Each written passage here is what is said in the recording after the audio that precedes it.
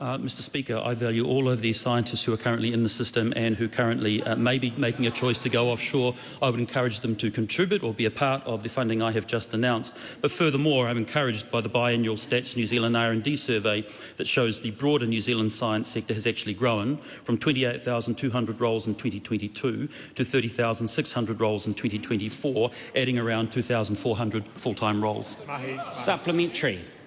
Does he agree with the winner of the Prime Minister's Science Prize, who last month said, if the funding doesn't change, quote, scientists will pack their bags and move to other countries, end quote. And if not, why not? Mr Speaker, I agree with the winner of that award and congratulate him on the good work that he was doing, and I can reassure him that during this period of the government's restructuring of the science sector reforms, the funding for the science portfolio has not changed. Supplementary. Will he, instead of cutting jobs, ring-fence or expand support for early career researchers to encourage our youngest and brightest to stay in New Zealand? Mr Speaker, early career researchers are well looked after through a number of funding mechanisms, including Marsden, including HRC, including Endeavour funds, and we'll continue to ensure that pipeline of emerging researchers through to later careers.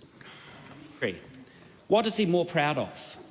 The $10 million invested in the deep heat geothermal project, or the $11 million he has spent to make scientists redundant at Callaghan Innovation? Mr Speaker, if the member is proposing that they should receive no redundancy, he should discuss that with the PSA, and I'm very proud of the $10 million for deep heat supercritical geothermal energy in the Taupo volcanic zone. Supplementary. Is the winner of the Prime Minister's Science Prize right to accuse the current Prime Minister Luxon of being, quote, an idiot for running a government who budgeted more for AI than for the Marsden Fund, end quote, and characterised his government's science funding as, quote, batshit, end quote, for budgeting 327 times more funding for a single road than to basic science?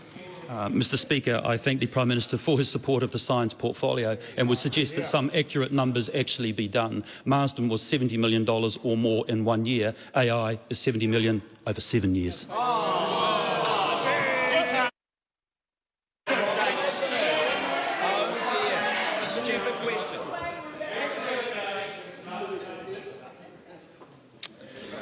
Question number 12. Thank you, Mr Speaker. Rima Narkli.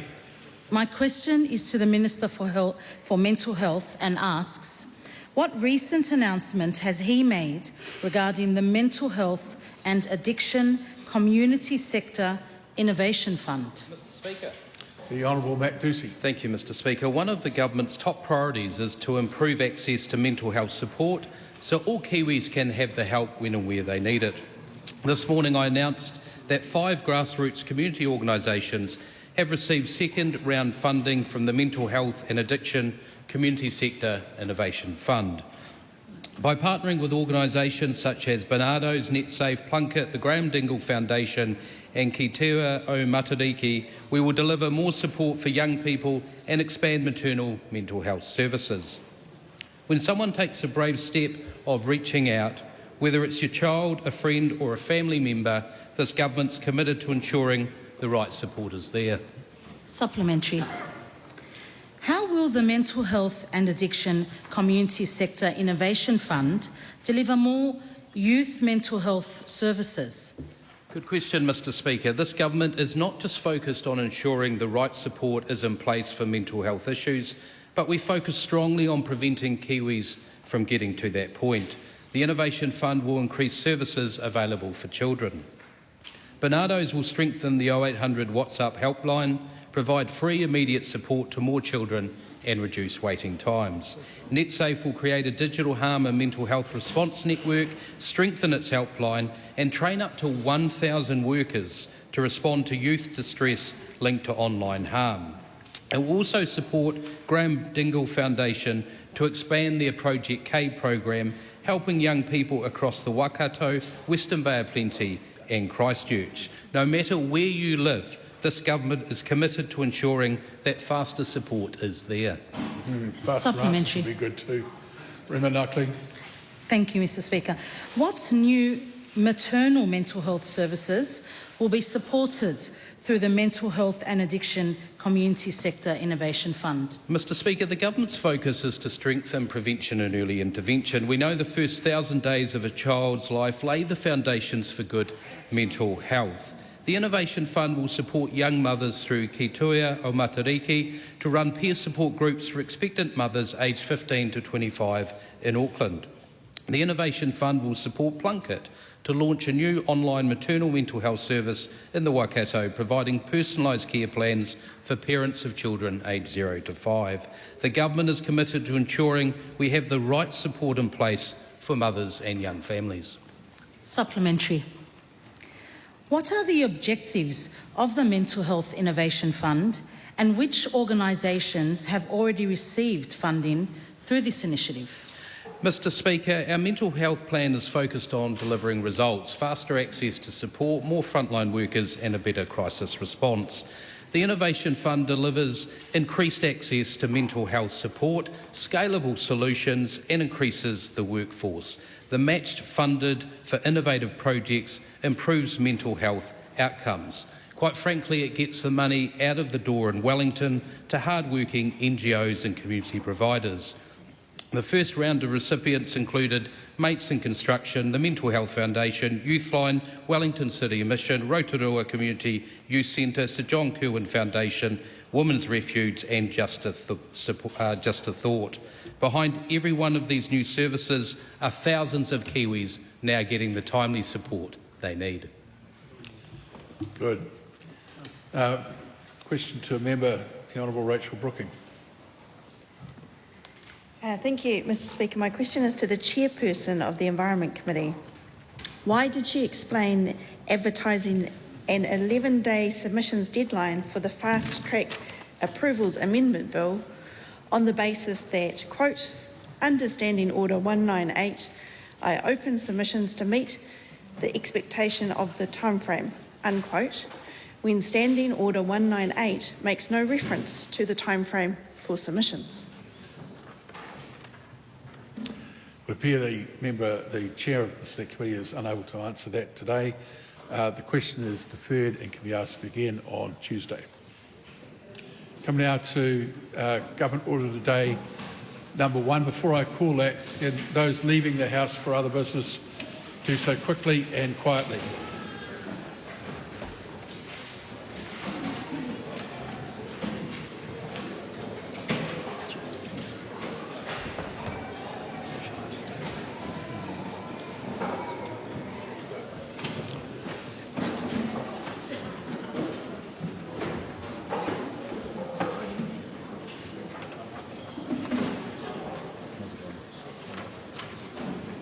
I call on Government Order of the Day number 1. Regulatory Standards Bill, third reading. Mr Speaker. The Honourable David Seymour. Mr Speaker, I present a legislative statement on the Regulatory Standards Bill. The legislative statement is published under the authority of the House Mr Speaker. and can be found on Parliament's website. The Mr Speaker. David Seymour. I move that the Regulatory Standards Bill be now read a third time. Mr Speaker, the Regulatory Standards Bill is a good idea that has been a long time coming. I would like to acknowledge the many staff, MPs, including the Honourable Rodney Hyde, the Regulatory Standards Task Force, and particularly Bryce Wilkinson, the Ministry for Regulation, and particularly Grania and Andrew, the Select Committee led by Cameron Brewer, and my colleagues in the ACT Party and across the government who have all at different times worked to make this possible. And I'd like to start with a thought about Asmoglu and Robinson, two guys that just got the Nobel Prize for their work on institutions and how they contribute to people's prosperity. And their basic idea is that we benefit from a long tradition that established this Parliament, the courts and the executive, a strong state capable of stopping anarchy that is nonetheless restrained by the tension between that government and the rest of the community. That is the balance required so that people can live free and prosperous lives. And in recent decades, our society has continued to build the tension between our civil society and our state so that we can be free and prosperous. We have, for example, put in place the Public Finance Act in 1989 so that New Zealanders can see when politicians are racking up debt on their account or wasting their money. We've put in place the Reserve Bank Act so that New Zealanders can see if politicians are inflating away the value of their savings. And we put in place the Bill of Rights Act in 1990 so that people can see if politicians are making laws that violate their basic personal freedoms. These institutions are critical. They don't restrain Parliament, they don't stop politicians from making laws, but they do create that critical tension between the civil society that's informed and can see what politicians are up to and can critique it, on the one hand, and a strong state that can prevent anarchy and protect us from violence on the other. But sadly, so far, we have not put in place a law that exposes the impacts of politicians putting restrictions on the use and exchange of property. The Regulatory Standards Bill changes that. If you want to pursue some cause, then you need to be open about whether it is going to impact people's value that they get from their property and the value that they get from their time. This government follows too many who failed to do that adequately. The cost of the restrictions are immense and they are felt throughout our society. It is the teachers who say, all I wanted to do was help young New Zealanders reach their potential, and all I actually do is fill out forms and comply with bureaucracy. It's the builders who complain it takes longer to get permission to build something than actually build it, or the financial service workers who say they can't give financial advice to the people who really need it because under the rules they can't afford it. It's a generation marching because fundamentally they don't believe that they will have their own property in one of the most sparsely populated countries on earth because we've made it too hard to build the homes and the infrastructure that connects them together. But sometimes these stories of politicians making laws and regulations are deeply personal. And I'd like to tell the story of one such woman I call Robin. She worked for 45 years in the public sector, in charity in this country. She said, I believe in this country, till it was all taken away. And what happened is that she'd built up a pretty good nest egg. She was looking forward to a retirement, being able to spoil her grandchildren. She owned her apartment where the body corporate decided to knock off some routine maintenance. But unfortunately, they ran into the earthquake strengthening laws, and $1 million later, she has no savings and she has to sell her apartment. Remember, she said, I believed in this country. She came to my electorate office and she insisted on reading out her story through tears. And people should just think about these human faces sometimes, what happens when people make a law for some worthy purpose, but don't actually ask what the impacts on individuals will be. Robin's true bitterness and sadness came from the fact this Parliament has now realised those laws actually never stacked up and we will get rid of them. If only, and here is the really sad thing, if only the advice at the time had been given more prominence and taken more seriously. That is what the Regulatory Standards Bill will do. It will ensure that new laws are accompanied by a consistency accountability statement that will largely replace the current but sadly ignored regulatory impact statements. These consistency accountability statements will be based on the principles provided for in this bill. For the first time actually put in legislation, that they will say we have to identify the cost of people's liberty being restricted, their property rights being impaired, or fees and levies that are unreasonable. Among other principles, we will identify the impacts, and the Regulatory Standards Board will act as a watchdog, seeing to it that the consistency accountability statements are fully accurate and open to the people. The Act will also provide for reviewing already existent laws against those principles. It will empower the Ministry for Regulation to request information from other departments when going about those duties. Now, I want to say a little bit to the critics, who have been many, but in my view, poorly informed. People say that this bill should have amongst its principles things such as equity or upholding te tiriti or public health or environmental custodianship. The misunderstanding is that any government can still pursue those collective goals through collective action. The point of the Regulatory Standards Act and its principles is to identify the costs of those laws and those collective projects on individuals. If you want to identify a significant natural area on someone's farm, you can.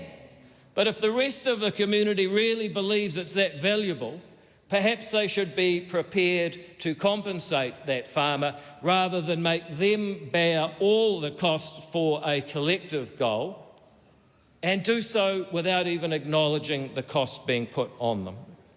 Where this bill leads us is a more respectful and more civilised society, one where if you want to benefit, if you want to pursue an objective that you think is worthy, and if you want to impose costs on other people using and exchanging their property, or you want to take up their time to achieve your goal, then as a start, you have to at least be open and honest about the facts that you're doing it. Parliament can pass the law if it really wants to anyway. But just like we have kept in that narrow corridor between a strong civil society and a strong state when it comes to spending people's taxes, printing more money to devalue their savings, or passing laws that violate their basic personal freedoms with the Public Finance Act and the Reserve Bank Act and the Bill of Rights Act, the Regulatory Standards Act means that politicians need to at least be open and honest about the impacts that they have on individuals when they pursue their goals. That is what we need to be doing in this Parliament. It is a movement towards a more civilised society where adults treat each other respectfully. That is something that I look forward to implementing over the next 6 months as this bill comes into force. I am very proud to stand behind it. I'm very grateful to all those I named at the beginning who have helped make this dream a reality so far, and I commend this bill to the House. Thank you, Mr. Speaker. Mr. Speaker, the Honourable Dr. Duncan Webb.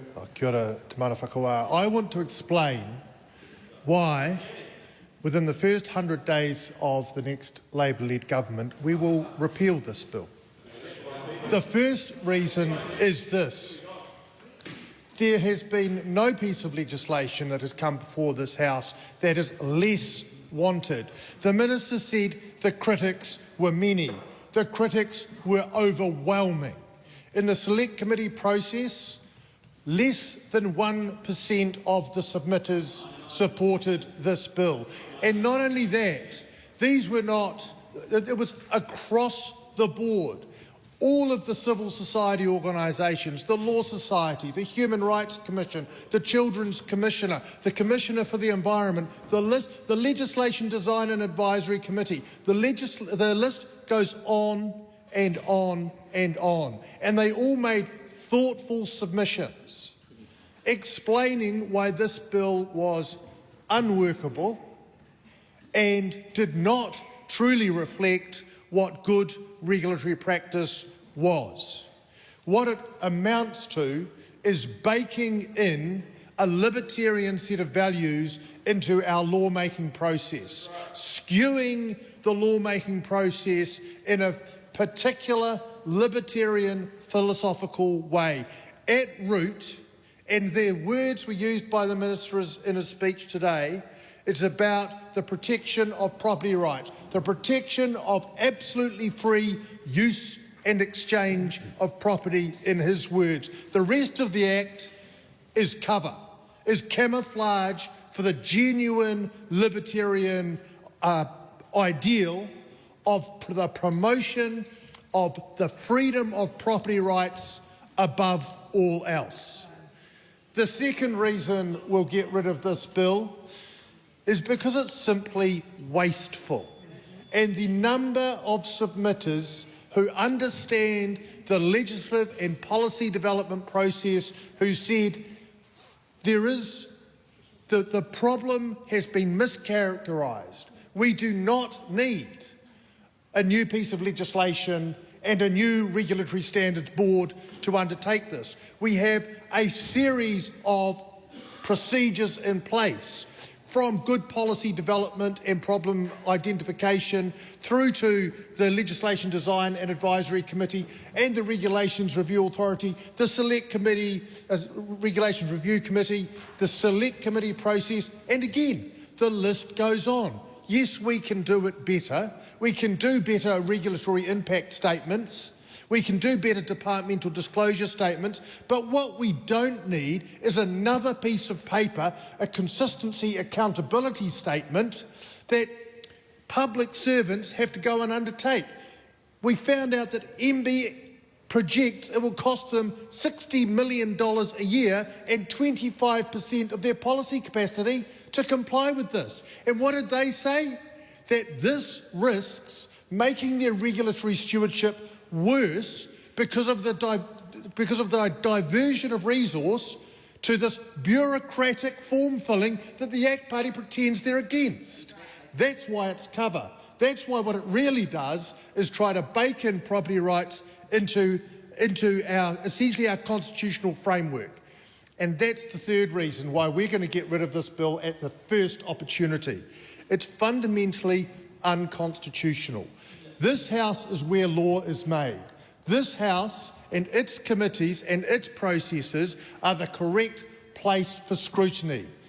That's why we have Bill of Rights, Attorney General's Bill of Rights reports come before us. What we don't need is a cabal of hand-picked members of a committee that sits outside of this House, of the Regulatory Standards Board, hand-picked by the Minister for Regulation, to second-guess what goes on in this House. This is the place for deliberation. This is the place for scrutiny. This is the place for examination. And to say that there is another group of people out there who you have no control over, unelected people, is fundamentally undemocratic. And what we have is essentially a politically appointed group of people criticising democratically elected processes and people. It's wrong. And here's the true irony of this bill. It's procedurally flawed. The bill, which is about regulatory equality, broke every rule in respect of how to make good rules. Was it properly consulted on? Absolutely not. The consultation was deeply flawed and skewed. The pre-legislative consultation itself preempted the decision. It said, here's what we're going to do. What do you think around the edges? And did it consult Māori as it should under the principles of the Treaty of Waitangi? No, it didn't. It left them out. Oh, they can just tack their consultation onto the end. That's not good legislative process. And what about, hearing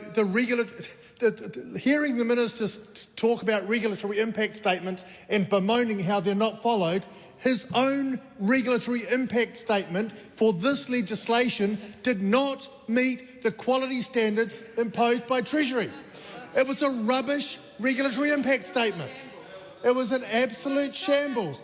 And the idea that he stands up and says, I've got this great piece of legislation about regulatory quality when he doesn't follow his own rules about regulatory quality is outrageous. So what we have here is a piece of legislation, and let's face it, which has been waiting in the ACT Party wings for this moment for 20 years. You know where it comes from? It comes from a report by the Business Roundtable. The mates essentially of big corporates.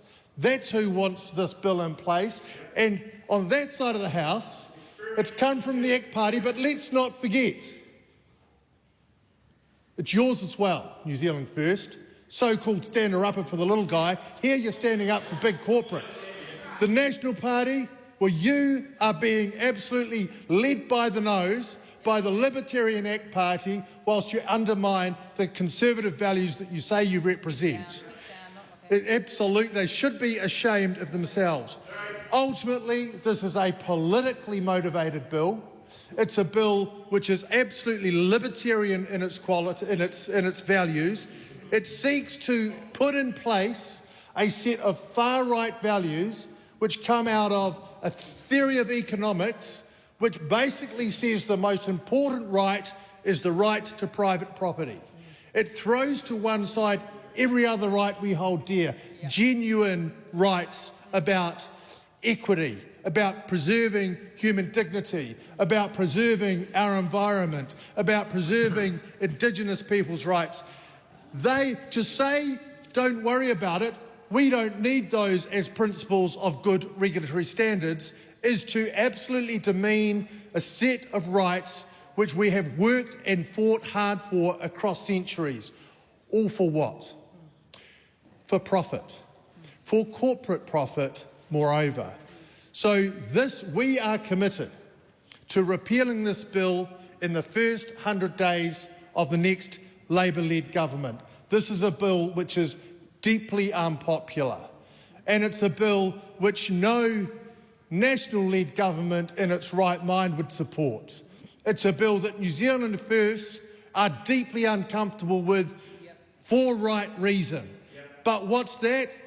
That is the cost of the baubles of power, because this is the dirty deal that has been done to pass a bill, a regulatory standards bill, that isn't about regulation and it has no standards. It's a bill about hard baking into our constitutional system, into the very cogs of the machine that makes law, libertarian principles, the protection of property over person, the protection of property over human rights and over our environment. That's what we've got here, and that's why we will get rid of this bill at the first opportunity. Mr. Speaker. Tamatha Paul. Mr. Speaker, this bill is a bit like a cockroach. We keep stamping it out, but it just won't die. They tried this 3 times before, as Duncan just said. They've tried this in the past, and every single time it failed. They tried it again with the Treaty Principles Bill, and what happened with that? It got thrown out at the first reading. It got chucked in the bin. And now it's come before us again. It's a cockroach. It just won't die. But the danger in this bill is not actually in how damaging it will be, although that is a real danger of it. The danger of this bill is how eye-wateringly boring and technical it is, so that most of the general public aren't necessarily paying attention to the consequences of this bill. And they'd be forgiven for thinking that it was just a boring old bill, because the ACT Party can't get it by standing on what they really want, so they couch it in legal and technical and constitutional terms to try and get their foot in the door, just like a cockroach. And that's how a cockroach lives, isn't it? In the dark, in the night, not in broad daylight, being clear about the intentions of what they hope to achieve. Or maybe it's like a rat. Maybe it's like a rat. You see one, you think that's it, there's 20 more. Where that came from. The intentions are the same, no matter how many times they've tried to do this. It's erase te tiriti o Waitangi, ransack the environment, and put corporate greed over the public good. Because we used to make things here in Aotearoa. We used to create paper, we used to make wool, timber, we used to manufacture things, cars, clothing. We cared about each other. We understood that in order for people to work hard in those industries, like making wool, Mr. Patterson, we needed to provide for them as well. We knew that if we gave people the basics, that they would be able to live a productive life that benefits to our country and our economy, a concept that seems completely foreign to that side of the House. And these are the basic tenets of social reproduction. Make people happy, give them the basics, they'll work hard and they'll make babies. And those babies will go on and be the future generation of our nation. Those are important things. Everyone could get good healthcare back in the day. A good public education was available to everyone. Even university education and training was free. Everybody had the opportunity to live in a house through state housing. And parents could stay home and raise their kids themselves. That was a time when New Zealand understood what mattered the most. And that carried on for many decades. People were happy, they had more money in their pockets, and it was easier to be born into a poorer or a working class family because you knew that if you worked hard, you could transcend class. You could move around. It's a concept called class mobility. Don't know if that side of the House has heard about it before, but it used to be a thing. You could set yourself up, buy a family homestead, and really get intergenerational wealth to pass down to different generations. But then in the 80s and the 90s in this country, there was this idea that grew across the world where people decided that they wanted and felt that they deserved more than their fair share. They looked at housing and said, what if we just bought all the houses and made everybody else pay rent to us? They looked at healthcare and said, what if we put a price tag on hospitals and GP visits? They looked at university education and said, we should put a price tag on that. That's the same mindset that would probably sell us back the air that we breathe if they could. What if they could just get really, really rich? And that is neoliberalism, and that is this bill. It's the mindset that we should put a price tag on everything, and it is the concept of putting private greed of the few before the public good for the many. Now, the ACT Party are the architects of this bill because they understand that there are two things that stand in the way of them and their mates getting richer, and that's te tiriti o Waitangi and protections for the environment. But this time, it got through after many failed attempts thanks to our Prime Minister. Our Prime Minister, the amateur politician who doesn't even understand what he signed up to in his coalition agreement, who doesn't even understand the way that he sold away the founding document of our country in his agreements. Maybe he should just stick to business because he's not a very good politician. In order to serve the agenda of concentrating wealth within the hands of a few people, David Seymour has created his own ministry. He's put himself in charge of the ministry. And he's made this bill, which on the surface, again, is very boring, but the implications are far-reaching. Now, this right here, this is a regulatory impact statement. Every time a bill is passed in this House, one of these are prepared. It is essentially the pros and the cons of a bill. The reason that the ACT Party and the government don't like these is because these are the really annoying things that tell us what the public and the people think. These are the really annoying things that tell us the consequences of what happens when you throw the environment aside or concentrate too much wealth in the hands of a few. But these are the Public Services Act of Resistance. Their resistance is a simple thing that might be a bit confronting or a bit mind-boggling to the government. It's a simple thing called evidence. Because when all of the political rhetoric and all of the communication lines and all of those key lines that you're fed by your advisors are brushed aside, these stand as a statement of fact. Because when all of the bills, including the fast-track bill, the pay equity bill, the treaty principles bill came through, these were the things that provided evidence and truth for us to make a decision. But these are the things that continue to be ignored. So these are inconvenient for the government, and that is exactly why they want to change these rules. Now, this bill, it uses words and phrases that everybody in principle might agree to. It takes things like the rule of law above all else, but purposefully erases tikanga Māori, the original law of this land. It makes the assumption that everybody is equal under the law, erasing the fact that that is dictated by your race and how much money you have access to. It puts the rights of individuals before collective rights that we all hold. Our collective right to safe drinking water, our collective right to good housing, good healthcare, good education. The collective right of future generations to inherit a planet that is livable and breathable, to inherit rivers that they can swim in, clean air that they can breathe in, forests that they can walk in, mountains that they can climb. The collective rights of the collective rights and mana of iwi and hapu to pursue tino rangatiratanga.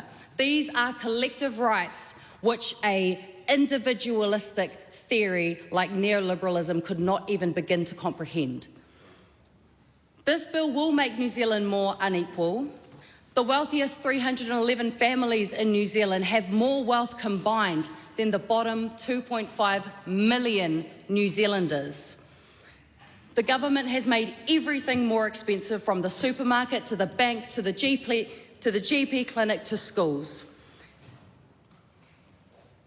And you know what one of the first things they did when they got into government was? They removed the reporting that IRD does to actually record and track wealth inequality in this country. And then they put through bills like this just so that we can't see what's happening right in front of our eyes. This is the most fundamental breach of Te Tiriti o Waitangi in modern times. It tramples over and erases tikanga Māori. There was no consultation with Māori, which actively breaches principles of good faith and partnership. And when this bill comes into force on the 1st of January 2026, a few weeks away, any piece of legislation that mentions or honours or gives effect to Te Tiriti o Waitangi will be in its sightlines. This is capitalism, and this is recolonisation. The people who engineered this bill don't care about New Zealand. The people who engineered this bill don't have the range to even comprehend Te Ao Māori or Te Tiriti or iwi and hapu. Their mates are based in Australia, in Canada, in America. They don't care about us. Make no mistake, this is capitalism. And David Seymour, you better run and tell your mates in the Atlas network that we're going to burn capitalism to the ground. Because socialism is about honouring and upholding the dignity of all people. Mr. Speaker. Cameron Brewer.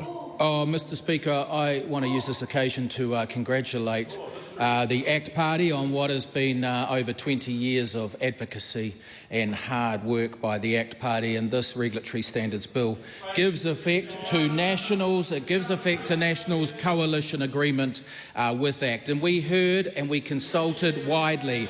We heard approximately 30 hours of oral evidence and received over 159,000 written submissions. And of course that was on top of over 23,000 submissions last year after considerable departmental consultation. But as Chair of Finance and Expenditure, Madam Speaker now, I want to point to the fact that we have improved this bill considerably with amendments that have seen the tightening up of the board and chair's independence and separation from the minister and government of the day, consistent with provisions in the Crown Entities Act. And so again, I congratulate the ACT Party.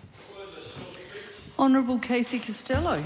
Thank you, Madam Speaker. I rise on behalf of New Zealand First to speak on this third reading of the Regulatory Standards Bill and to bring some context back into the very emotional debate that has occurred, but bring it back to some semblance of fact.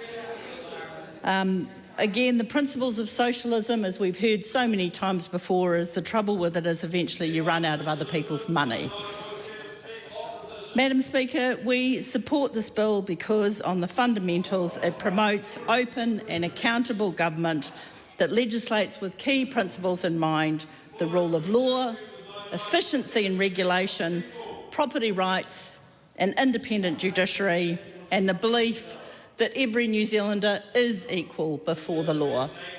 And that equality relates to your equality of opportunity, that everyone has that chance to achieve their full potential. So therefore, we have no hesitation in commending this bill to the House. This call is a split call. Rawiri Waititi. As I take to my feet, as my people took to theirs a year from today, I remember. Standing at the edge of Te Ao Māori, thinking of the many people who have sacrificed and dedicated their lives to liberation of our people and to the mana o te tiriti o Waitangi.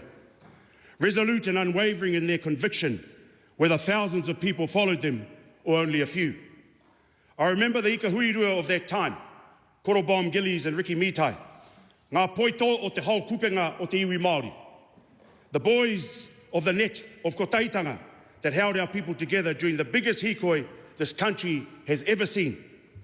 I remember the ahi, a righteous raging inferno in the puku of everybody that walked the hikoi. I remember the kāpura ahi that was lit in Rangiriri, the declaration of undisturbed occupation, a reflection of the same fire burning in the puku of everyone on that hikoi, their declaration of undisturbed sovereignty. And then I remember Te Haiko Tainui, a time when a fire threatened our whenua at Whangaprawa, and it was burnt to smithereens. And yet Te Haiko Tainui, the marker of the landing place of the Tainui waka, remained untouched. In the middle of scorched earth, the po of our story still stood. I remember Kingi Tuheitia. I remember in recent days the inferno that blazed on Tongariro Maunga. Scorched earth once again, and still, Te Riri o, that significant po whenua marking undisturbed sovereignty, remained untouched. From the ashes, the declaration remained. I remember Te Ariki Nui Tumu Te Heuheu. I remember on this day last year coming back to this house during the hikoi, ki te mura o te ahi, our righteous burning anger, the fire in our puku, as we shook the very foundation of this house and the world with a haka led by voices of our rangatahi, a declaration of our resistance. Again and again, the same pattern appears. First comes, the land is scorched. The system thinks it has burnt us out. And yet, the po remain, the stories remain, the people remain. And so when I look at the Regulatory Standards Bill, I see it for what it is, another fire. Not the fire of our people seeking justice, but the cold, calculated arson of a government that wants to burn down the constitutional protections that stand between our people and exploitation. It is no accident that this government has brought the Regulatory Standards Bill to its final reading 1 year after the first reading of the Treaty Principles Bill and during the anniversary of the hikoi mo te tiriti. And so we remember that the tiriti o Waitangi is the first and highest regulatory standard of this land. We will repeal the Regulatory Standards Bill. Ahi, in all its forms, means to withstand, to hope, to regenerate, to rejuvenate, to reset. It is a declaration of our occupation and our tino rangatiratanga. This bill tries to smooth that ahi. Our job is to keep it burning.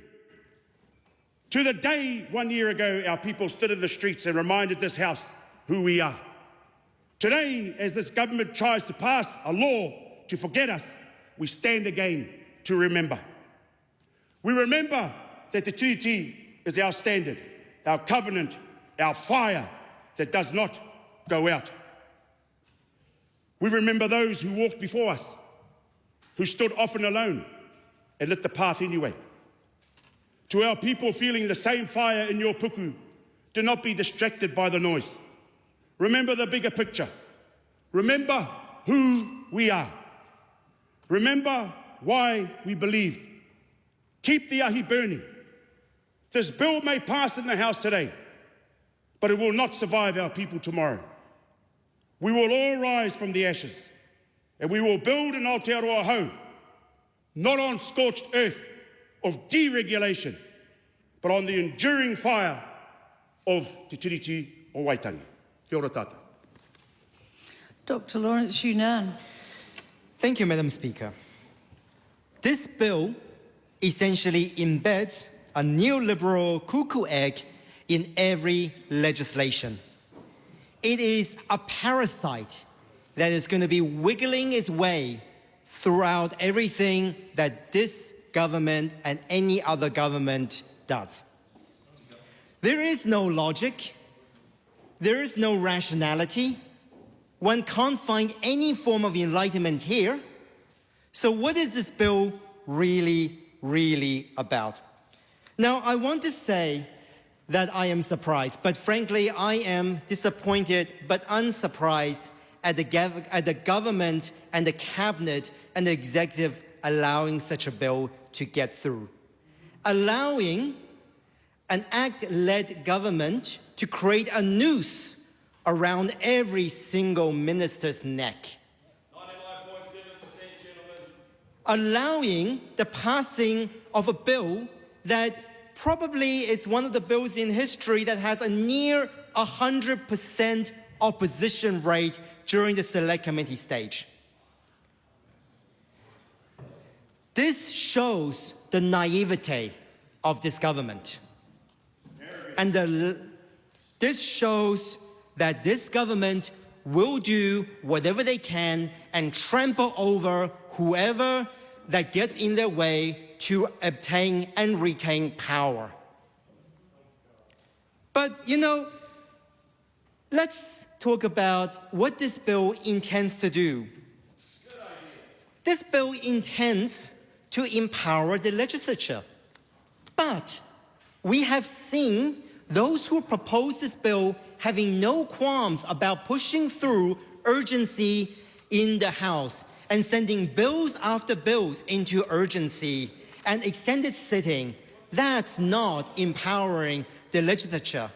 We have seen a minister of that very party that proposes this bill pushing through pay equity amendment bill that got rid of every active pay equity claims in the country without public consultation. How is that empowering the legislature? The sheer hypocrisy is astonishing.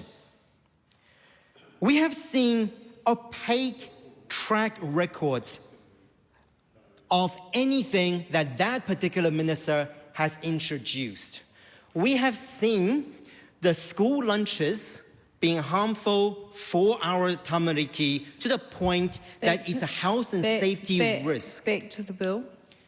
It is back to the bill. When you were Madam talking Speaker. about the legislation, you were on the bill, but now you're just deflecting a little bit. It is addressing the broader context of the principles of this bill of empowering the legislature and decisions that are made. This bill, Madam Speaker, introduces the Regulatory Standards Board that is presumed to be there for the people and be objective. However, the same minister that will be responsible for the creation of such a board has also created other agencies and ministries that are opaque and do not adhere to what is needed in terms of transparency and expectation of the people of Aotearoa. We're seeing the charter school agency that's been introduced signing a deal with a non-existent company, and when it comes to the creation of new charter schools, we're seeing the Ministry of Regulations having on average one of the highest salaries yet producing reports that has no evidential basis. So it does beg to question, Madam Speaker, how is the Regulatory Standards Board going to achieve that when they respond to one minister and one minister alone, when we already have parliamentary mechanism that's cross-party in the form of Regulatory Review Committee that performs the same function? I don't know about you, Madam Speaker, but I hear yellow tapes in all of this. So the Green Party see this as a zombie Frankenstein of a bill that does nothing for Aotearoa. New Zealanders care about each other and the planet. And they will not stand by this bill. And so the Green Party will repeal it for sure. Honourable Chris Pink. Oh, thank you, Madam Speaker. I don't have time to talk about the fires burning in the ahi mentioned by Te Ao Māori, even as they engage in their own acts of self-immolation. And a brief contribution, Madam Speaker, I just want to focus on the comments made by the Honourable Dr Duncan Webb, alleging some form of democratic deficit. As the sponsor of the bill has quite rightly pointed out, this is merely an accountability mechanism such that Parliament can still pass laws, notwithstanding that it will have to account to the people of New Zealand about the way they're in the past and the effect that they will have on ordinary New Zealanders. I'd also point out that Parliament's already given a much more muscular power to the courts and able to declare legislation inconsistent with the New Zealand Bill of Rights Act. That's a much more muscular power. That is a genuine democratic deficiency, and this Parliament has already established that it's happy with it. While courts can't strike down legislation in the same way as the Supreme Court of the United States, thank goodness, nevertheless we require of ourselves some kind of response when courts engage in that way. This is a much more tame, much less muscular power. It's an exercise in increasing accountability, democratic responsiveness, and I join others on this side of the House in recognising this commitment within our coalition agreement, and I commend the bill to the House. Honourable Dr Deborah Russell. Thank you, Madam Speaker. Madam Speaker, when we are elected to government, we will repeal this bill. We will repeal this bill. It is an odious bill. It should never have come to this House. It has been opposed by the great majority of New Zealanders. Less than 1% of the people who sent in a submission to the Select Committee supported this bill. The reputable submitters, people like the Legislative Design Advisory Committee, the Parliamentary Commissioner for the Environment, so many of our civil institutions opposed this bill. It should not be here, and we will repeal it. Madam Speaker, I've noticed in speeches in the House all too often people fling around words like common sense and ideology, and they've become a shorthand for something that people don't agree with or that they think is right. I'm going to avoid those words in this bill. I actually want to dig into the actual principles and talk through why they simply don't work for legislative processes. So I want to start with the concept of principles in the first place. We've called them principles. They are here really working in some ways, sitting in here as rights. Now, I don't follow Jeremy Bentham. I don't think that rights are nonsense on stilts. Nevertheless, I think they are something that we have, as it were, invented or constructed in order that we can live with each other, in order that we can find our way in groups and in society. They've become, if you like, heuristics or rules of thumb that we deploy. And for good reason, because we live in complex societies and we want to find ways to live alongside each other. This bill puts inside it some rights or principles, and they are set out in section 8 of the bill. They're called the Principles of Responsible Regulation, but what we are really doing is putting some rights in here. And so there's some around the rule of law. The law should be clear and accessible. To be honest, this is not the usual account of the rule of law, but never mind. That law should not adversely affect rights and liberties, that every person is equal before the law, and so on. Seems pretty reasonable. There's an element of individualism going through there that I do want to talk about later. Then under liberties, again a somewhat foreign word in New Zealand, though we do talk about freedom and liberty, but it's one of those, we don't normally talk about the liberties that we have. But it says that legislation shouldn't diminish a person's liberty, personal security, freedom of choice or action, or rights to own, use or dispose of property. So that's in 8B. But then the emphasis of this law, of these principles on property becomes very clear in 8C, where it talks about the taking of property. and that legislation should not impair property rights. So what this bill does is it reifies property rights above other rights. Now, that's an interesting step to take, because one of the things about rights or principles is that we actually have a whole lot of them that we've said are good things for us to abide by in our society. You know, a freedom of speech, a freedom of religion, a freedom of association, freedom, we do think that property rights are important. But the thing is, Madam Speaker, these things often exist in tension. They often run up against each other. One person's freedom of speech runs up another person's freedom of speech. One person's property rights run up against other people's property rights. And there's a whole lot of tension there. And there is no single right which is a trump card, which can be laid down and said, this one trumps everything else. And part of the job of government, part of what we are trying to do here is to reconcile or to the tensions between these rights, to find ways through them. It's actually a hard and difficult job. That's why government ends up having to try to do it. It is hard to reconcile the tensions between some of these rights.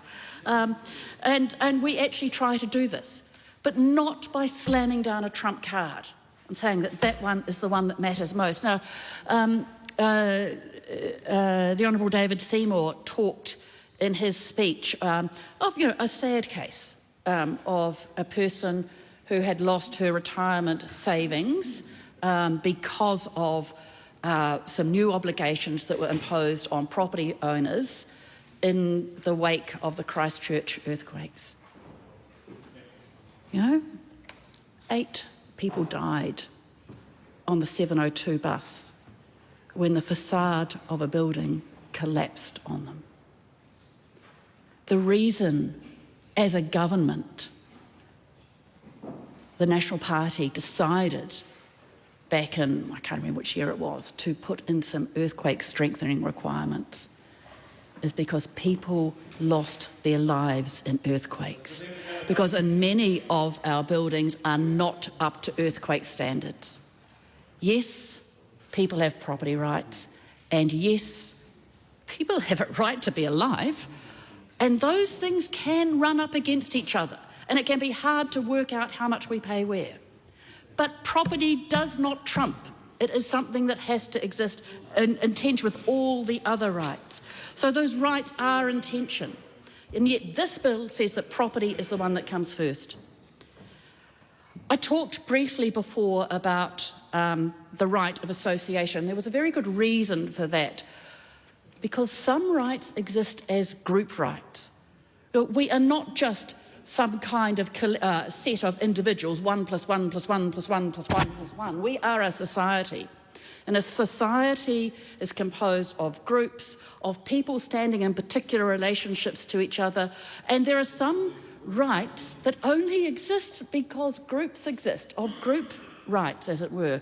If I'm going to give a particular example that might matter to us, if you want to hold and keep and speak a language, it can only be done if other people hold and keep and speak that language too.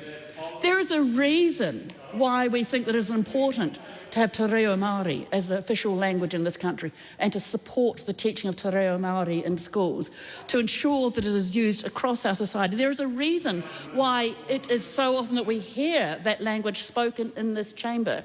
It is because we hold it dear, yet we can only have Te Ao Māori spoken by one person alone. Doesn't work. Languages work collectively. And sometimes in this bill reifies individual rights. It says that individual rights come first, but we actually have to work to hold that tension together. And yet this bill says, and I think I'd have to go to the exact clause, is legislation should not unduly diminish a person's liberty. Individual liberty matters, but so too do group rights.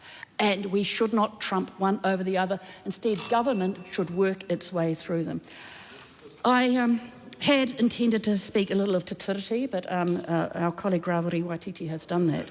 I want to speak of one further set of group rights or rights that are not in this bill that we do need to think hard about, and that is environmental rights. Now, there is a sense in which the environment holds its own value, but that's a hard and complicated one to explain in a speech. But I want to talk about how our environment affects us all. My trees affect my neighbourhood. The beautiful kahikatea on my property, they matter to my neighbours. But if I chop those trees down, they belong to me. My name is on the title deed.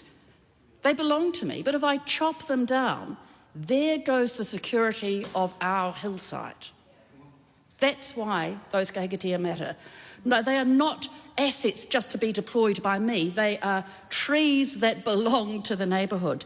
You know, my using an ICE car affects us all through the heating of the earth, through the use of fossil fuels.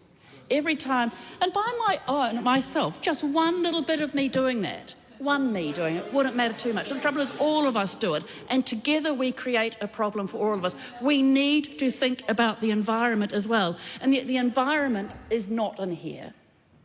Property rights do not normally encompass environmental rights as well. Those things can be in tension, yet this bill does not address those tensions. This bill reifies property rights above all. It says that is what matters most, and actually, as New Zealanders, we have rejected that for a very, very long time. Madam Speaker, we will repeal this shoddy legislation. Todd Stevenson. Madam Speaker, look, I've listened to some of the contributions, and I think they were debating an entirely different bill in an entirely different time. The Regulatory Standards Bill is very easy to pick up and read. If we actually look at its purposes, it actually does some of the things that it's been criticised for, like supporting Parliament's ability to scrutinise bills, ensuring we're developing high-quality legislation and exercising stewardship over regulatory systems. So, look, that's just in Clause 3 of the bill. So, really, it's already doing some of the things it's been criticised for. And its principles are very straightforward in Clause 8. The rule of law. No one can disagree with the rule of law. Even Deborah Russell accepts that the rule of law is important, and it sets out what that is. Very easy to read. Liberties. It's talking about people's ability to own property and do with it what they will. And if that's impinged, that's what we start to look at in this bill. And again, as the Minister outlined in his excellent introduction, it doesn't stop Parliament doing anything. What it does is it makes sure that the people entirely understand what Parliament's doing when they infringe on their property rights or take them away. I hear parts of Te Māori yelling out at me from down there. It's hard to know. I mean, they didn't even bother to do a differing view on this bill. That's how engaged they were in it. You can easily read through the important principles that this puts in place. It's not going to restrict Parliament. It simply provides more stop the information interjections and let the person giving the speech tell us what he wants to tell us. It simply provides more information for the public to judge whether a minister or a government is doing the right thing, what the costs of doing that thing are, and whether it is supported. This is an excellent bill, and in fact, members of the opposition should actually be supporting it, because when it infringes treaty property rights, it actually will be a useful thing. So I commend this bill to the House. This is a split call. Honourable Kieran McAnulty. Very much, Madam Speaker. If anyone wanted yet another example of how Christopher Luxon is all talk, this bill is the perfect example. He came into the election campaign promising to be the master negotiator, and when it came time to sit down with David Seymour, he gave him everything he wanted. And this bill is exactly the sort of thing that happens when that is the approach taken by the Prime Minister. We've witnessed this through the debate, Madam Speaker. The National Party don't want to talk about this. They've taken very short calls, and they've even given one of their calls to the ACT Party. They do not want to be associated to this bill. They are being forced to do this because they didn't have the gumption to say no when they should have, and they were locked into it. And the same can be said for New Zealand First, for that matter, is that you would think that a party that has signed up to this, that has only got one call in a debate, would take that call. They did not. And I think it is very clear to anybody that is witnessing this debate just to clarify, there was a call from New Zealand First. Oh, no, I know. That's what I said. It just wasn't very long. Oh. Yeah, no, it's all good. Sorry, misunderstood what you said. No worries. No worries at all. I appreciate the opportunity to repeat for the absolute clarity that New Zealand First, you would think, that would want to have an opportunity to explain to all of their voters that have got in touch with their party, and we know that is the case. A large number of New Zealand First voters have got in touch with them and said, do not support the Regulatory Standards Bill because it is overreach, because there is quite possibly the largest proportion of people opposed to a bill through a select committee process ever, 98.7%. Now, there are many members that have been in this House longer than me, and some have not, but I would wager even the Right Honourable Winston Peters, who Christopher Luxon kept going on in an exasperated state this week. He's been here for 50 years, for goodness sake, he said. I guarantee he hasn't seen a bill that's come through Parliament that has had this level of opposition. And you would think that given it's because of the National Party and because of New Zealand First that this bill is passing, that they would have the courtesy of explaining to New Zealanders why. And they don't. They don't want to know about it. They just want to do their cursory, customary comments and sit down, because they know deep down this bill is a dud. This is right-wing ideology in the extreme being enforced on the executive, that basically every minister is now going to have to kowtow to David Seymour for permission to continue. Now, this is the bloke that portrays himself as the one that wants to find efficiencies in government and saving money, when this bill, the cost that it imposes will be as high as $60 million a year. And supposedly that is efficiency. The ministry, another pet project of David Seymour, the Ministry of Regulation, that wasn't needed in the first place, they've advised him that this bill isn't needed. But he doesn't care. He doesn't care because he knows better, and because he knows that he's got the National Party backed into a corner from day one, because Christopher Luxon didn't have the gumption to say, this is dumb, we're not going to do it. The master negotiator said, come one, come all, have all you like. As long as I'm Prime Minister, I don't care. And now we're stuck in this situation where we have to deal with this bill. New Zealand is a country that has a proud history of ensuring that society as a whole is considered when decisions are made. But now, all of a sudden, we are a country that is at the whim of David Seymour. This bill will be repealed within 100 days of the next government. That is absolutely ironclad, locked in. This is a temporary experiment of right-wing ideology that will not last the test of time.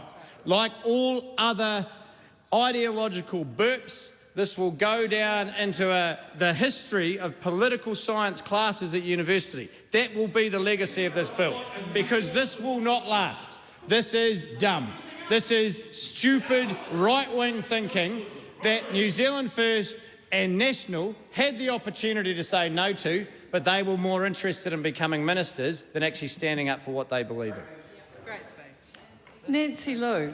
Madam Speaker, I stand to speak and support for the third reading of the Regulatory Standards Bill. The FEC that I'm part of have worked really hard to improve the bill from its original state till now to pass in the third reading. We have tightened the board and the roles and the responsibilities for the Minister of the Day. The FEC have put in the hours of the work to improve the bill. This bill also gives effect to the National Act Coalition Agreement that New Zealanders actually voted for. So therefore, congratulations to the ACT Party, and I commend this bill to the House. Aruna Williams. Takura koe, taurawa ki te whare, ka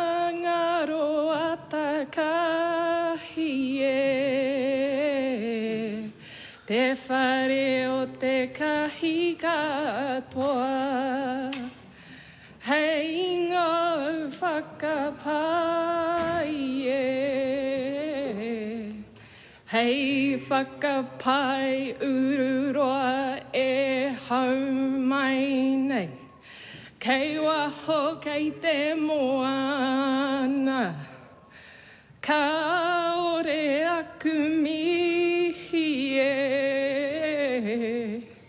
aku tangi mō koutou. Maupuku ko te iwi e, ka mō wai tonu te whenua, e takoto nei e.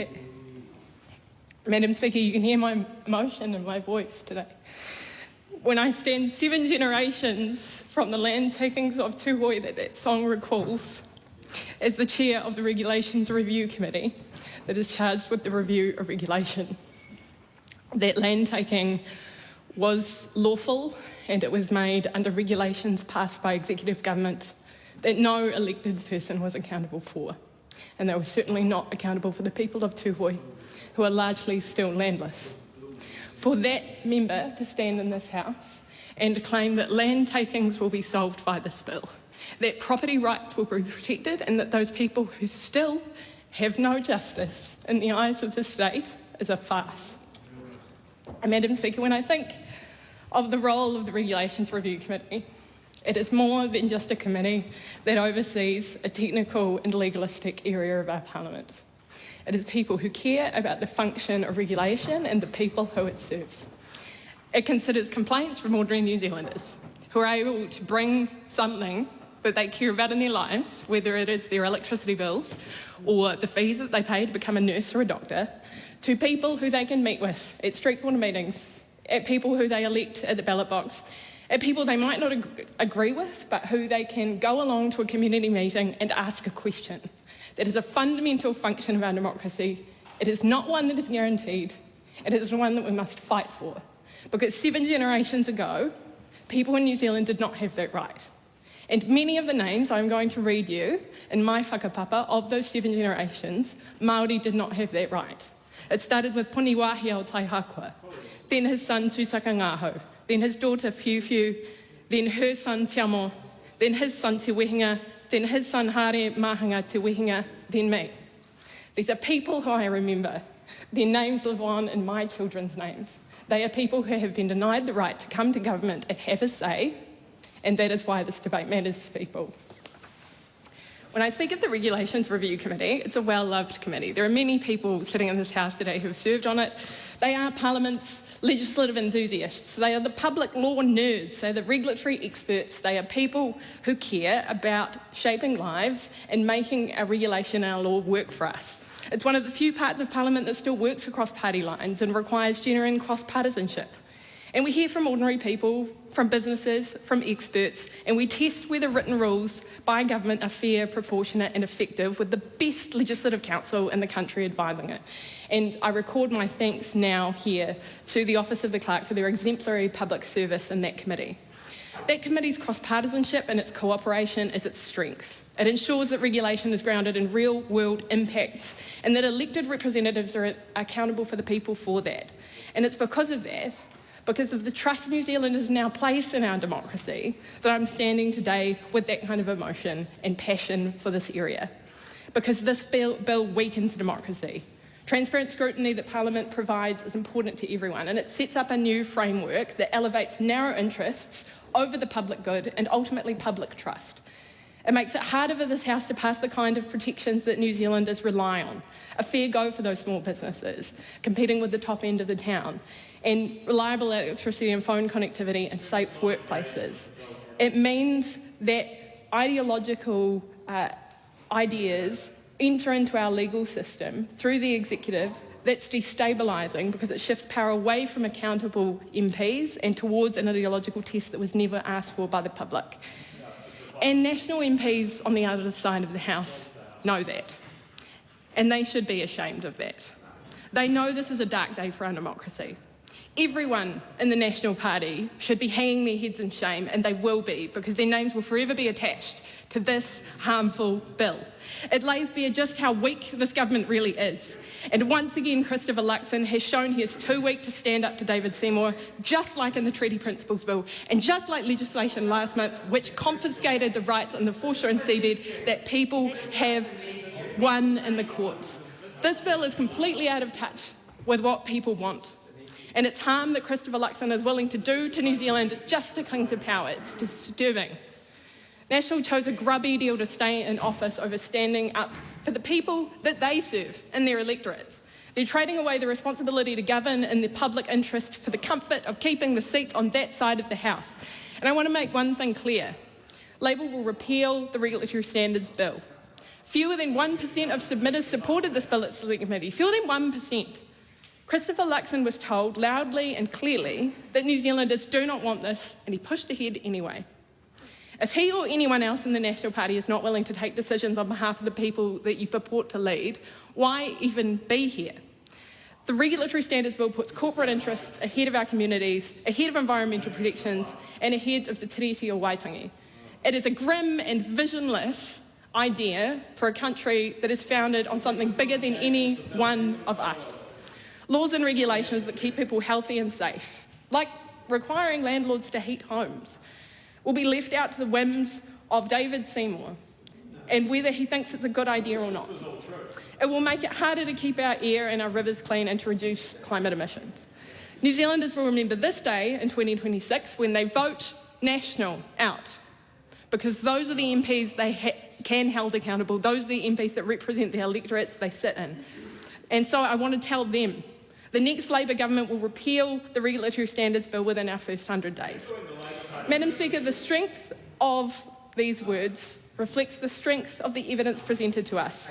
Submitters told us this bill would make regulation less stable, less fair, less democratic, less of a New Zealand they wanted to be a part of. Fewer than 1% supported it. That alone should cause any responsible government pause. Instead, the government pressed ahead anyway, and in doing so, it has ignored the very principle that sits at the heart of good regulation: legitimacy, faith, public trust in the system. For regulation to work, it must be trusted, and David Seymour, in his opening speech, referred to the strength of those institutions as a fundamental principle of any economy that works. That is true. To undermine public faith in this way is not only bad for this place, but it's bad for our economy. We need a carefully balanced, transparent system, and this bill undermines that trust. It also undermines Parliament. It weakens ministerial responsibility. It shifts decision-making to a structure that is not democratically grounded, and it sidelines that cross-partisan, evidence-based work that the Regulations Review Committee can and does still do. It's work New Zealanders rely on to protect their rights. Regulation isn't abstract. It means something to the people who need it, and it affects their daily lives. It's a patchwork of protections for the things we care about, including Te Tiriti o Waitangi and those places that make New Zealand special. This bill puts all of that at risk.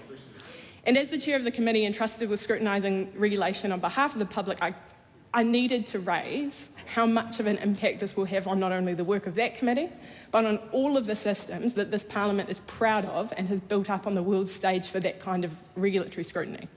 New Zealanders deserve a system that protects them, and not one the basic protections are harder and harder to achieve within. This bill is wrong for our democracy, it's wrong for our people, it's wrong for our future, and I'll be glad when Labor repeals it. Budwa. Madam Speaker, I've listened intently to the debate in the House today, and there's nothing new that has come from this debate that I haven't heard already in the Finance and Expenditure Select Committee. This bill is all about accountability of the executive. On balance, I think this is a positive step forward. I certainly look forward to the day when we see more cost-benefit analysis. I've seen far too many bills across this House with very poor drafting, very poor cost management, cost-benefit analysis. And I want to congratulate the ACT Party, and I commend this bill to the House. The question is that the motion be agreed to. Those of that opinion will say aye. Aye. To the contrary, no. No. The ayes have it. Party vote is being called for, please, Clerk. New Zealand National. 49 in favour. New Zealand Labour. 34 votes opposed. Green Party of Aotearoa New Zealand. Tuko Māori mā ngā pōti kia whakahe. Act New Zealand. 11 votes in favour. New Zealand First. 8 votes in favour. Te Pāti Māori. E whanga pōti e whakahe ana. Tāku Te Ferris. Ko tai te pōti o te taitonga e whakahe ana. Maria Mino Kapakingi. Ko tahi te pōti kia whakahe.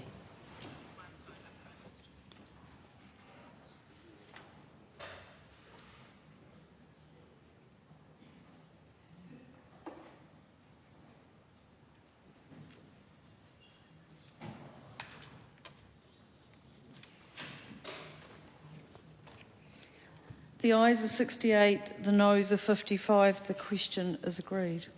Regulatory Standards Bill, third reading. I call on Government Order of the Day number 2. Telecommunications Amendment Bill, first reading. Honourable Chris Pink. Thank you, Madam Speaker. I present a legislative statement on the Telecommunications Amendment Bill. That legislative statement is published under the authority of the House and can be found on the Parliament website. Honourable Chris Pink.